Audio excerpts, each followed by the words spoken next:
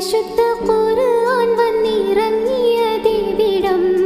പരിപൂർണ റസൂലുള്ള പിറന്നതുമിവിടം